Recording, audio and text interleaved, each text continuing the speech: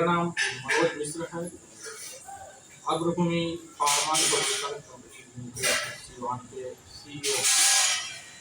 अब ऐसे करीब 3 साल पूर्व नाबार्ड के सहयोग से परफेक्ट विजन के तत्वाधान में 3 साल पूर्व अग्रभूमि फार्मा प्रोड्यूसर कंपनी लिमिटेड का गठन व पंजीकरण हुआ था। इस तरह एक और FPO भी है जिले में जो नाबार्ड के सहयोग से ही बने हैं, फार्मर प्रोड्यूसर कंपनी लिमिटेड। अग्रभूमि FPO की बात करें तो इसमें करीब 600 किसान शेयर धारक है। और यह FPO मुख्य रूप से कृषि एलाइड एक्टिविटी में वर्क करता है। इसमें एक्टिविटी बेस्ड क्लस्टर बने हुए हैं। एक्टिविटी बेस्ड क्लस्टर बने हुए हैं। जैसे एक FPO एक क्लस्टर हमारा है हल्दी मसाला क्लस्टर। उसमें मुख्य रूप से हल्दी मसाले विविध प्रकार के मसालों से संबंधित उद्यम स्थापित किए गए हैं। और साथ ही साथ जो मुख्य रूप से उसमें महिलाएं ही केवल हैं, महिलाओं का ही होता है। इसमें करीब 45 से 50 महिलाएं जुड़ी हुई है जो सिवान जिले के गोरिया कोटी प्रखंड के विटी ग्राम की है। उस क्लस्टर के गठन के बाद से आत्मा के सहयोग से विभिन्न स्थानों पर उनको प्रशिक्षण कराया गया है, वे प्रशिक्षित हो गई है। और प्रशिक्षण के बाद से उनमें भर्ती के बाद से उनको नाबार्ड के सहयोग से, नाबार्ड के PODF फंड होता है, PODF अर्थात प्रोड्यूसर ऑर्गेनाइजेशन डेवलपमेंट फंड होता है। इसके अंतर्गत उनको राशि भी आवंटित की गई है। अभी वो लोग खरीदारी करके पुनः उद्यम स्थापित होने वाला है और शुरू होने वाला है। उस तरह एक लहेरी है पूरा प्रखंड में, वहाँ लहेरी में दूध क्लस्टर बना हुआ है और उसमें भी करीब 50 के आसपास किसान है। अभी हाल ही में वो आत्मा के सहयोग से उनको बाहर प्रशिक्षण के लिए भेजा जाना है और उसके बाद से वो दूध आधारित काम करेंगे, दूध पर प्रोडक्ट बनाएंगे। साथ ही साथ वो एजेंसी लेकर बहुत सारे जो पशु आहार के उनको एजेंसी लेते हैं और बाहर वो वितरण भी करते हैं, अपने में खरीद बिक्री भी करते हैं। इस तरह हमारे करीब मछली का जो क्लस्टर है उसमें करीब 100 किसान उद्यमी हैं जो मछली पालन कार्य से जुड़े हुए हैं और उनको मत्स्य विभाग द्वारा वाहन भी उपलब्ध कराए गए हैं। साथ ही साथ जो विभिन्न प्रकार के जो प्रशिक्षण कार्यक्रम भी उनको कराया गया है, उनको वाहन मिले हुए हैं। साथ ही साथ वो फीड का खरीद बिक्री भी करते हैं। तो साथ ही साथ उनका आसान हो जाता है FPO से जुड़कर आगे बढ़ने की जो उनको मुख्य मोटो है, लाभार्जन करना, बिचौलियों की छुट्टी करना, वो सब इसके मार्फत उसका लाभ उठा पा रहे हैं और सशक्त बन रहे हैं। उसी तरह हमारे यहाँ अन्य विभिन्न प्रकार के क्लस्टर हैं, जैसे सब्जी वाला अलग है और साथ जो सब्जी के साथ साथ दूसरे कार्यों पर जो कृषि जन्य उत्पाद है उस पर जो लोग काम करते हैं। इस तरह अलग अलग क्लस्टर में बटा हुआ है और एक FPO से जुड़कर अपने आय अर्जन कर रहे हैं, लाभार्जन कर रहे हैं। दरअसल FPO किसानों के लाभ के लिए और किसानों द्वारा संचालित एक संगठन होता है जो कंपनी एक्ट या कोऑपरेटिव एक्ट या विविध सुसंगत एक्ट के तहत पंजीकृत होता है। तो अभी FPO जो बना हुआ है, FPO से जुड़कर किसान, इससे पहले होता है ताकि किसान नॉर्मल अलग अलग खेती बाड़ी का काम करते थे, उन्हें सटीक सरकारी योजनाओं की सटीक सूचनाएं उन्हें नहीं मिल पाती थी। मिलती भी थे, अधूरी मिलती भी थे तो कई बार ऐसा होता था कि खत्म होने के बाद उनको मिलती थी। तो FPO के जब वो जुड़े हैं, किसान जब जुड़े हैं, तो जिला स्तर पर एक WhatsApp ग्रुप बनाया गया है जिसमें जिला स्तर के कृषि राइट सेक्टर के जो अधिकारी हैं या कर्मी हैं वो जुड़े हुए हैं और वो विभाग अपनी योजनाओं के बारे में उनको नियमित रूप से जानकारी देते हैं। इससे समय और सटीक जानकारी हमारे किसानों को मिल पाती है और ये योजनाओं का लाभ उठा पाते हैं। साथ ही साथ सूचना तो मिलती ही है, सूचना जब मिलती है तो उनको कैसे इम्प्लीमेंट करना है, इसमें कृषि विभाग खासकर आत्मा का धन्यवाद देने के लिए काफ़ी सहयोग करते हैं ताकि वो हमारे FPO के किसानों को प्राथमिकता भी देते हैं ताकि वो उसका योजना का लाभ ले सके। जब योजना का लाभ लेते हैं तो उनका जाहिर है कि उनका जो कृषि कार्यकलाप है उनमें लागत घट जाता है। लागत जब घट जाता है तो उनको मुनाफा बढ़ जाता है। साथ ही साथ एक साथ जो कारोबार करते हैं कारोबार जब करते हैं, जैसे सब्जी का ही अगर कारोबार कर रहे हैं तो एक साथ कारोबार जब किए तो जाहिर है कि एक साथ तो वो लोग बिक्री भी करते हैं, तो बिक्री करते हैं तो उससे क्या होता है, जो बिचौलिए अलग अलग आते थे उनका दोहन करते थे, औने पौने दाम पर जो लेकर चले जाते थे, इससे बिचौलियों से उनकी मुक्ति मिली है और उनका वो सीधे कनेक्टिविटी कराई गई है बड़े बड़े दुकानों से, तो जाहिर है कि उनको लाभ जब मिलता है तो लाभांश उनकी वो बढ़ जाती है, तो इससे वो काफ़ी लाभान्वित हो रहे हैं।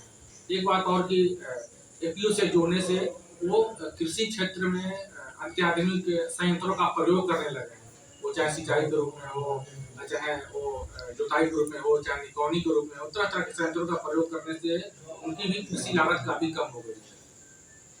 इसके अलावा आत्मा के सहयोग से उनको विविध क्षेत्रों में एक्सपोजर की विजिट के लिए भेजा जाता है, कहीं कृषि मेला लगा हो वहाँ भी भेजा जाता है, इससे उनका दिमाग ब्रॉड होता है, वो अपने आसपास घटित हो रहे कृषि क्षेत्र में घटनाओं को वो समझ पाते हैं और साथ ही साथ अपने में क्या कमियां रह गई है उस कमियों को दूर करने का प्रयास करते हैं, तो एपीओ से जुड़ने से उनको भी लाभ हुआ है।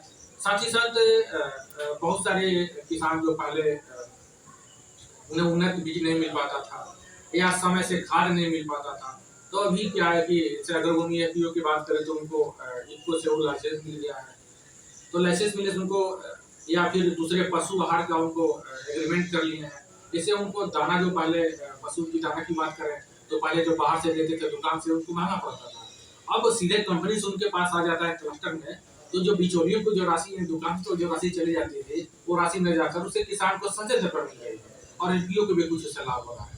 यानी इसमें है कि किसान को भी सस्ता दर पर मिला, समय से मिला और विशुद्ध मिला, उनको लाभ भी हुआ और समय से उपलब्धता भी सुनिश्चित हो गई, साथ ही उसका एपीओ को भी लाभ हुआ।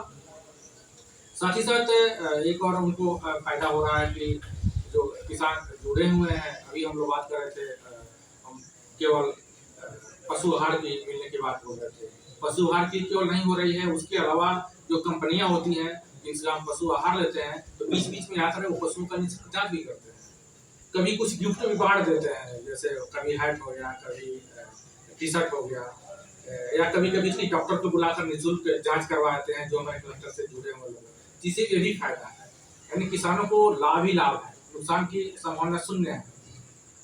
इसमें एफपीओ में जुड़ने के क्या जी एफपीओ के जोड़ने के लिए नियम बने हैं कि सबसे पहले वो यहाँ का निवासी होना चाहिए, गाँव का निवासी हो, दूसरी उसका उम्र 18 साल से ऊपर हो, साथ ही साथ उसके पास आधार कार्ड हो, उसके पास भूमि हो, भूमि वाले उसके नाम से ना हो, दादा के नाम से हो या पिता के नाम से हो, जो भी हो, साथ उनके अलावा इसके अलावा उनके पास किसान पंजीकरण हो, ये चीज और पैन कार्ड है या तो ठीक है, नहीं हो तो कोई बात नहीं है, साथ ही साथ उनके पास भूमि अगर है तो उसका एलपीसी या भूमि का रसीद हो, अगर भूमि नहीं है, भूमिहीन है तभी वो जोड़ सकते हैं, पहले ऐसा नहीं था लेकिन अब सरकार ने भी सुविधा दी है कि भूमि लोग भी जोड़ सकते हैं।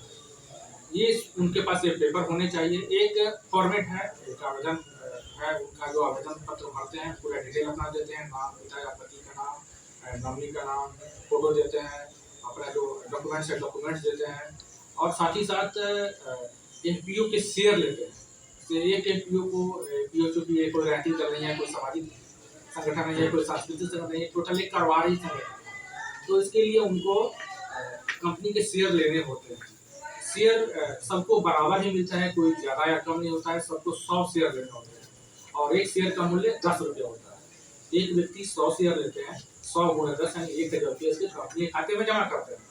इसके अलावा कुछ एफपीओ अलग अलग नियम है, कुछ वार्षिक शुल्क में 200 रुपये रखे हुए हैं, कुछ पहली बार प्रवेश शुल्क में 10 रुपये रखे हैं, कोई 12 से या 13 से टोटल लगता है, उसका ये लोग रसीद देते हैं, रसीद मिल जाता है एफपीओ से जो जमा प्राप्ति होती है उनकी।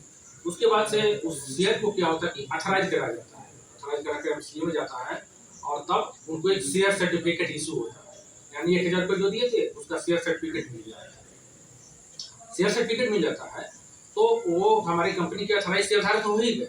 इसके अलावा वो कंपनी से जुड़ गए, कंपनी से विभिन्न प्रकार की योजनाएं जो उनको बताती है, समझाती है, सूचना देती है, उनका वो लाभ लेते हैं या विभिन्न प्रकार की सरकारी योजनाओं का वो लाभ लेते हैं, कंपनी उनका मार्गदर्शन करता है, सपोर्ट करता है, वित्त पोषण कराता है।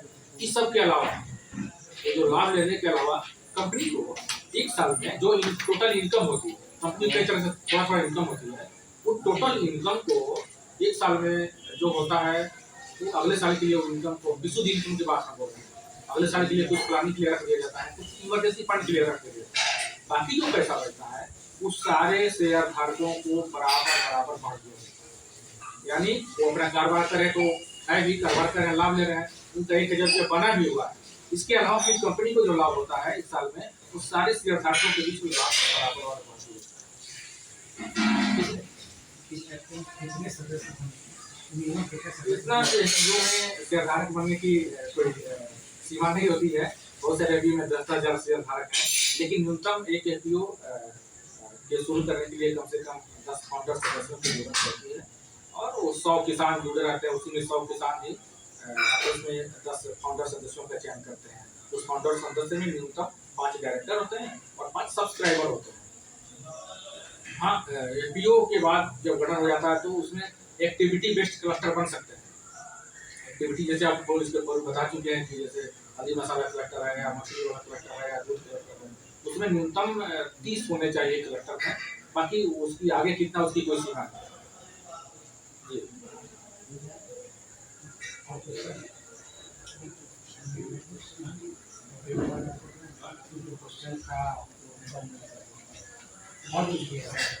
हाँ, पूछ सकते हैं। अब एफपीओ के आपको संरचना के बारे में थोड़ा बता दें कि जैसे एफपीओ बन गया, उसमें एफपीओ के संचालन के लिए एक निदेशक मंडल होता है जो किसानों के बीच से ही चयन होते हैं। निदेशक मंडल में न्यूनतम 5 और अधिकतम 15 शेयरधारक हो सकते हैं। इनको डायरेक्टर होते हैं, निदेशक मंडल होता है। ये निदेशक मंडल क्या होता है कि कंपनी का यानी एफपीओ का इंजन होता है। अब जिस निदेशक मंडल में आगे बढ़ने की जितनी भूख होगी, तड़प होगी, बेचैनी होगी, वो एफपीओ उतने तेज गति से आगे बढ़ेगा, क्योंकि वो हमारी कंपनी का इंजन होता है। तो एफपीओ ये स्ट्रक्चर हो गया। उसके बाद से एफपीओ के बाद उसमें छोटे छोटे उद्यम आधारित के क्लस्टर बनाए गए हैं। उस क्लस्टर में भी अध्यक्ष होते हैं, सचिव होते हैं, कोषाध्यक्ष होते हैं। वो अपने क्लस्टर के विस्तार के बारे में, अपने क्लस्टर के एक्टिविटी के बारे में, प्रशिक्षण के बारे में तमाम तरह के निर्णय लेते हैं और उस निर्णय से वो प्रति माह बैठक करते हैं और वो निर्णय से अपने निदेशक मंडल को अवगत कराते हैं। और निदेशक मंडल आवश्यकता महसूस करता है कि उसको ट्रेनिंग की जरूरत है या क्षमता वर्धन की जरूरत है या वित्त पोषण की जरूरत है, फिर उससे मुहैया कराया जाता है। और इसके अलावा भी जो निदेशक मंडल है, निदेशक मंडल की नियमता 3 माह में एक बार बैठक होनी चाहिए, लेकिन मुख्य रूप से ज़्यादा अच्छा रहेगा कि प्रत्येक माह बैठक करें तो ज़्यादा अच्छा होता है। जैसे अग्रभूमि एफपीओ की बात करें तो प्रत्येक माह इसमें बैठक होती है, निदेशक मंडल की निर्णय लिए जाते हैं और उस पर अमल किए जाते हैं। वो निर्णय किसानों द्वारा लिए गए निर्णय को पर अमल करने के लिए, उसके क्रियान्वयन के लिए एक सीओ का चयन किया जाता है जो कंपनी के लिए अनिवार्य होता है। तो सीए पूरा इम्प्लीमेंटेशन करते हैं, मुख्य कार्यपालिक अधिकारी होते हैं, सब कुछ देख रेख करते हैं। यही मुख्य इसका स्ट्रक्चर है एफपीओ का। एफपीओ के आपको लाभ के बारे में बताएं जो किसानों के लिए भारतीय किसान के भले ही नया क्षेत्र है, लेकिन अभी एफपीओ से जुड़कर किसान इतना आगे बढ़ सकते हैं कि सोच भी नहीं सकते। इसमें आगे बढ़ने की अपार संभावनाएं हैं, इसलिए कि जब तक हमारा किसान प्राथमिक उत्पाद को बेचता रहेगा तब तक उसकी दशा वहीं बनी रहेगी। लेकिन जैसे ही वो प्राथमिक उत्पाद से प्रोसेसिंग क्षेत्र में चला जाएगा तो उसका लाभ वो अधिकतम ले पाएगा। जैसे उदाहरण स्वरूप बता रहे हैं कि एक नॉर्मल एक किसान दूध का उत्पादन करता है। एक आंकड़ा है सरकार की एजेंसी का आकलन है कि 1 लीटर दूध के उत्पादन में 24 से 27 रुपये खर्च हो जाते हैं एक किसान को। लेकिन जब आता है, बहुत सारी एजेंसी है जो दूध लेकर चली जाती है, 30 रुपया 25 रुपये, हम स्थानीय रेट की बात बता रहे हैं, लेकर चली जाती है और क्या करती है, उसी दूध को कूलिंग करती है, प्रोसेसिंग करती है, पैकेजिंग करती है, ब्रांडिंग करती है और फिर लेकर मेरे पास यहाँ सिवान पहुँचा देती है। और जब हम सुबह जाते हैं दूध देने ना, तो हमको 60 रुपये लीटर थमा देती है। जबकि वो किसान जो दूध दिया था वो नॉर्मल पैसा कमाया, 5-6 रुपया कमाया, और जो दूध किसान दिया तो वो दूध हमको मिलता भी नहीं। और उसी का थोड़ा सा खाली प्रोसेसिंग कर दिया, ब्रांडिंग कर दिया, तो उससे वो कई गुना ज़्यादा कमा लेता है। तो जब तक एक किसान प्राथमिक वो दूध बेचता रहेगा, प्राथमिक उत्पाद, कभी उसकी दशा सुधरने वाली नहीं है। इसके लिए उसको प्रोसेसिंग क्षेत्र में जाना ही होगा। यानी वो दूध की तो आपको नॉर्मल उदाहरण दे दी। आप किसी क्षेत्र में चले, जैसे आलू की ही देख लीजिए ना। आलू के देखिए, आलू एक उत्पादन करता है 3 महीना, 3.5 महीना, 4 महीना लगाता है उत्पादन करने के लिए, और उत्पादन करता है। उसके पास भंडारण की जगह नहीं है, उसके पास भंडारण की जगह नहीं है, तो क्या होता है कि सोचता है कि जल्दी भेज दे, रखेंगे सड़ जाएगा, या फिर कोल्ड स्टोरेज में रखेंगे तो इतना शुल्क लगेगा, इतना चार्ज देने के सब किसान अपने को सक्षम नहीं महसूस करते हैं। अब सपोज आपके पास फैक्ट्री है जिसमें आप कुरकुरे बनाते हैं, चिप्स बनाते हैं, आपने किसी को चलिए भेजा कि जाओ ना पता करो आलू लेना है। वो किसान 10 रुपए किलो आलू बेच रहा था, आपने कहा कि अरे भाई 8 रुपए किलो दे दो हमको, तो अगर एक बार में सब ले लेते हैं। किसान सोचता है कि सड़ जाएगा, रखने का जगह नहीं है, तो 8 रुपए दे देते। वो लिया और क्या किया कि आपको उन्होंने, आपके पास कंपनी है आलू चिप्स बनाने की, आपको दे दिया 10 रुपया 12 रुपये दिया। आपने क्या किया, उसी को, उसके आलू को आपने क्या किया, प्रोसेसिंग कर दिया, उसमें पैकेजिंग कर दिया, उसमें कुछ हवा भर दिया आपने, कुछ मिर्च मसाला उसमें लगा दिया, और फिर बगल के किसी दुकानदार के माध्यम से बगल के दुकान तक पहुंचा दिया। और आप ही का, इनका जो किसान का जो बेटा है या पोता है, वहीं जाकर 5 रुपया में 14 ग्राम खरीदता है। यानी 1 किलो आलू से वो उद्यमी, जो कंपनी मालिक है, बड़ा उद्यमी है कंपनी वाला, वो अक्सर सैकड़ों रुपया कमा लिया, और हमारे किसान खूब मेहनत करके जो अपना 1 रुपया 2 रुपया कमा पाया। तो हमारा उद्देश्य ये है कि बीज से लेकर बाजार तक, सरकार का भी उद्देश्य है कि बीज से लेकर बाजार तक किसानों को इन्वॉल्व करना है, और एफपीओ का मुख्य उद्देश्य भी वही है कि जब इन्वॉल्व हो जाएंगे, जो बीज का पैसा जो बिचौलिए कमा रहे थे वो हमारे किसानों तक पहुंचे, तभी ये जब तभी हो पाएगा जब हमारा किसान एफपीओ के रूप से संगठित होगा। जब संगठित होगा तो मोदी जी कह रहे हैं कि 2022 तक आमदनी दुगुनी करनी है, दुगुनी नहीं 10 गुनी हो सकती है अगर एफपीओ के रूप में किसान संगठित हो। ये बहुत कुछ मुमकिन है, संभव है। इसलिए एफपीओ की महत्ता को बताने समझाने के लिए जितने भी सरकारी या गैर सरकारी विभाग है, संबंध विभाग है, सबकी साझी जवाबदेही है, उनकी जिम्मेदारी है किसानों की बीच जाए, समझाए, बताए, संगठित करें और आगे बढ़े, तभी हमारा देश आर्थिक रूप से विकसित राष्ट्रों के पक्के में शामिल हो पाएगा। और कुछ सवाल?